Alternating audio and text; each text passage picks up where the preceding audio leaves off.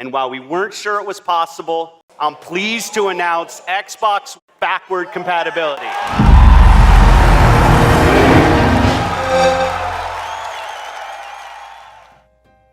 So here, I take another look at Xbox 360 backwards compatibility for Xbox Series X and Series S, but this time, these games aren't yet able to be played on the new consoles, and that's unfortunate, but this video is here to not only show some fantastic Xbox 360 games, but hopefully it can also show those at Microsoft that gamers are still hungry for more and more games from previous generations to get the ability to be able to be played on our new consoles. Now that the Series X and S are truly out on the market, it's time for Microsoft to continue their drive to preserve older games, and some of these are absolutely fantastic. But I also take a look at how they hold up all these years later, both in their game design and gameplay, plus their graphics and performance.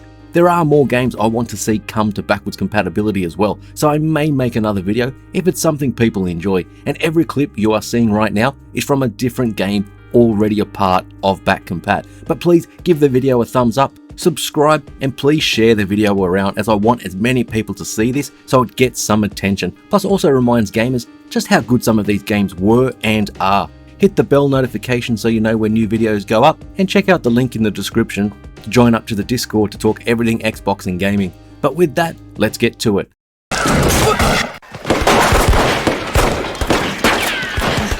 Starting at number 10 is Wet, and this sees you play as Ruby, who is pretty much a mercenary for hire. And the story starts out with you going to retrieve a mysterious briefcase, and this is just the very beginning to kick off this adventure of blood spraying, sword slashing, and general violence towards others as you carry out all of this killing in the classic slow-mo bullet time, which was all the rage in the late 90s and early 2000s. But the good news is that it's still a hell of a lot of fun to play, and that gameplay mechanic features on this list several times. But Ruby can dive through the air, run and slide on her knees, and run along walls, all the while emptying a small army's worth of bullets in the general direction of your enemies' heads and various body parts. There are parts where waves of enemies keep coming at you, so there is no shortage of people and gang members to kill, but the game does show its age. In terms of performance and control, you'll really wish this could get the backwards compatible treatment and a frames per second boost to make everything run much smoother, as how this runs along with other games on the list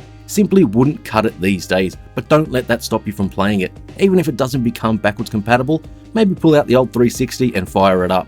Don't stand anywhere, Captain. They just get in my way. Tequila, don't. It's a setup. And at number 9, we keep with the slow-mo action as we take control of Tequila, a name I've never heard anyone have, but who is played by Chow Yun-fat with collaboration with John Woo, and is actually a sequel to the well-known film of Hard Boiled. This violent tale is set in Hong Kong and kicks off with a missing policeman and a ransom note, but that will all become background noise as the bullets start flying and the bodies start racking up. As the action here will see you dual wielding pistols, sliding your ass across tables, and anything else that happens to be waist high as you enter bullet time and empty clip after clip. And that's pretty much the entire game. But the game has a decent enough story and a good B-grade vibe that goes throughout the campaign. Controlling Tequila himself can feel a little like you're controlling a brick attached to a sponge, and it shows just how much developers have improved the feeling of controlling characters these days, giving them weight, but also improving the controls themselves. It's well worth going back to play this game, and it would just get a whole new lease of life if it was brought to backwards compatibility. Sure, it is dated, but I'd be all for a sequel and a return to the series or something similar. They say hope begins in the dark. Next at number 8, we visit the sci-fi universe of the Chronicles of Riddick with the game Assault on Dark Athena. And this one also comes with the first game in the series from the original Xbox days, with Escape from Butcher Bay, and one thing is obvious even at the start of the game. If this was built for modern hardware, then this could be fantastic, and even seeing these get the backwards compatibility treatment would be great. But a frames per second boost would really improve it a lot. So you take control of Vin Diesel as Riddick, and that in itself was enjoyable since the games are great, and made me almost forget how horrendous the Fast and the Furious Crossroads game was. So we get both Escape from Butcher Bay and Assault on Dark Athena, moving through often dark environments, using your ability to see in the dark as you equip weapons, use your fists, or choose to take the enemies down with stealth. It's best going into this series not knowing a lot about what's going on, and that goes for if you've seen the Pitch Black and the Chronicles of Riddick movies as well. These Xbox and Xbox 360 games have their own unique atmosphere, and it tries to deliver a story, including some mysterious characters and good voice acting, as much as it could be done on older hardware. These are a fan favourite.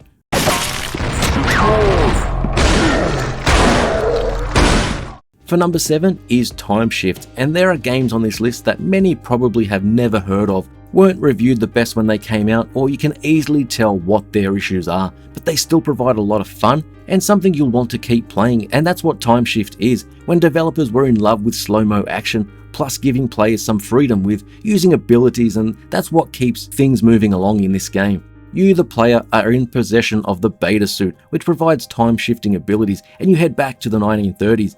The story won't be winning any awards, but the game came out at a time and on hardware where developers could now provide more cinematic games and over-the-top set pieces, which assisted in the storytelling, which was just too difficult on the OG Xbox. So this suit gives players the means to stop, rewind, and slow down time, which is used heavily during combat, dodging enemy bullets, stopping everything to unload a ton of bullets at the enemies, then restarting time. And it is also used at certain points to solve puzzles, which just adds some extra diversity and depth to the gameplay. This won't blow you away if you choose to play it, and it suffers from average performance, which many of these games do, but I still hope it gets the back compat treatment.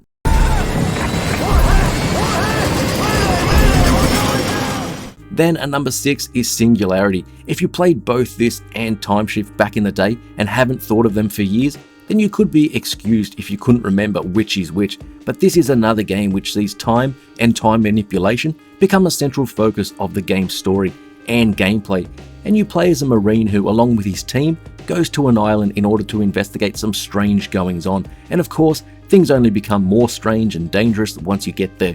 Your character is equipped with what is known as the TMD, or time manipulation device, and it's this that allows players to throw objects at enemies or have the ability to suspend the enemy in a frozen state, with you moving around freely to take them out. In terms of graphics, it isn't a bad looking game considering the platform it was on and its age, with environments, both indoors and out, having a decent amount of detail, which sees them have more objects and clutter than what we saw even earlier that generation or the one previously. Of course, the frame rate isn't all that smooth, and it struggles to maintain a consistent 30 frames a second, and this is where the Series X and S can hopefully improve this part of the game, should Singularity get the back compat treatment. It's a very fun game with the time manipulation mechanics, plus the slight horror elements and a decent story just adds to the game. It would appear that Hollow children actually believe they're human. And for number 5, we have Binary Domain. And if you really just want some pretty cool, pure action with a story you can, well, pretty much just forget about quickly, then this could be for you, as it has some good, solid gunplay and movement. Kind of a bit similar to the Gears of War series, just not quite at that level of excellence. But probably for the first time on this list, the game actually runs pretty well, with the frame rate staying fairly consistent as it strives to hit that 30 frames mark as much as possible.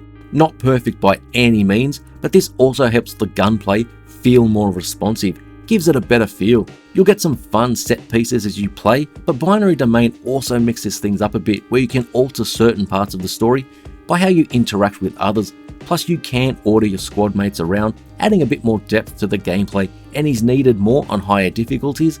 But I wouldn't say that it's absolutely necessary to use this mechanic should you not want to. You'll be taking down hundreds and hundreds of enemy machines as you watch them slowly break apart, with pieces falling off them, and although it's repetitive, it's quite satisfying. Add in some upgrades such as improving your weapons, and Binary Domain is one game you play through to the end, then think to yourself, it wasn't very deep or original, but man, that was fun as hell.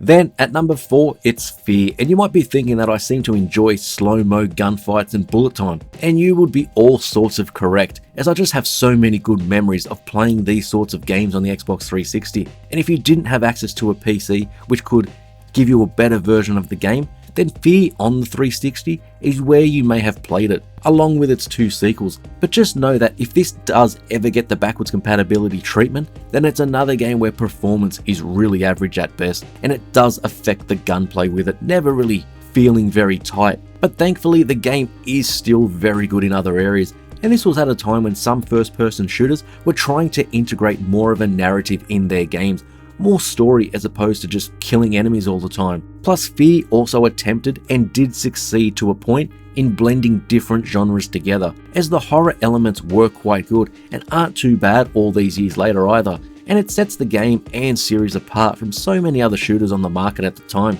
Slowing down time and watching the bullets fly through the air as the competent AI, especially for the day, tries to take you out, but it's still satisfying entering that slow-mo and unloading bullets through a window as the glass shatters and the blood flies. Then you see the little girl moving around as well. It's a beloved series and hopefully more people get to experience it. If anyone is to blame for these events, Mr. Thornton, it is you. Coming in at number 3 is Alpha Protocol, and if you're perfectly fine with games showing their age, plus also having a certain amount of jank, especially when it comes to character and enemy movement, melee and gun combat, then you should definitely check this out, as you need to head into this knowing that it isn't perfect from a visual or gameplay standpoint. But if you get past that, then Alpha Protocol has a lot to offer you if you're into action RPGs, and this can be quite deep, and its strengths often play out over the entirety of the campaign, with decisions you make and your relationships with other characters and consequences, and how it all affects the story aren't really known until you play more and more.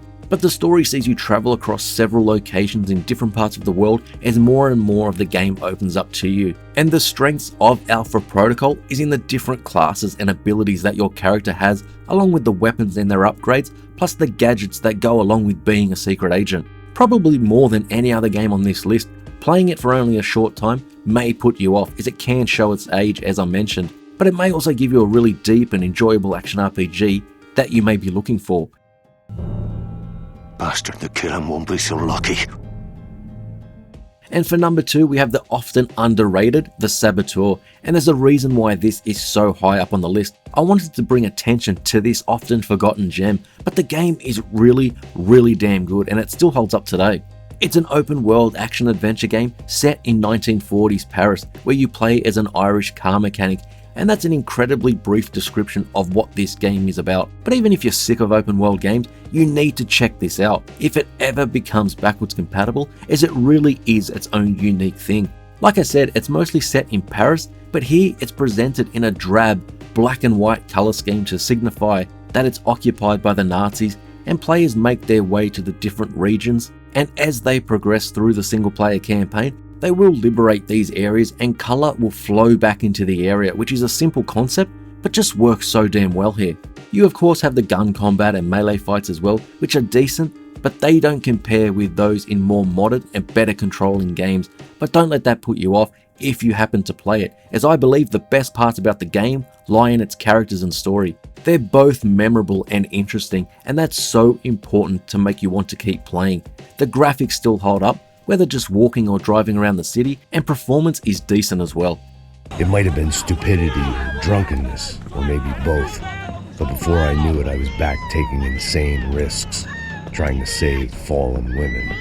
For number 1, it's the excellent Max Payne 3, and this simply has to make its way to backwards compatibility, as this game still plays fantastically, albeit for the performance, which is still hit and miss. But even with that, slowing down time and flying through the air, unloading bullets into enemies, just still feels so damn good. But it goes beyond that as well. Max Payne has always been this really quite simple but also complex character that has his own charisma and personality that is of a high enough quality that he can carry the story all on his own.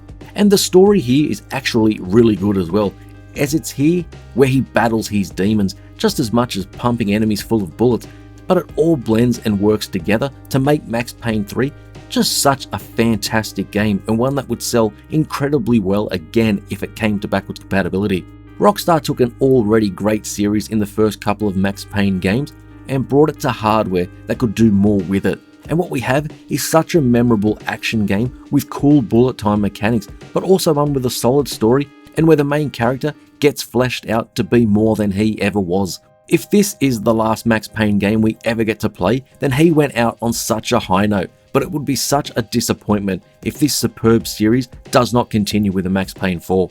And so that's 10 Xbox 360 games that I really hope to see make their way to Xbox backwards compatibility, so Xbox One, Series X and Series S owners can keep playing their older games long into the future, and so new players can discover some past gems as well. But which Xbox 360 games are you hoping to get the backwards compatibility treatment? Please let me know down below, hit the thumbs up, subscribe and share the video if you can. Check the description for a link to the Discord to discuss everything Xbox and gaming, and I'll see you on the next video.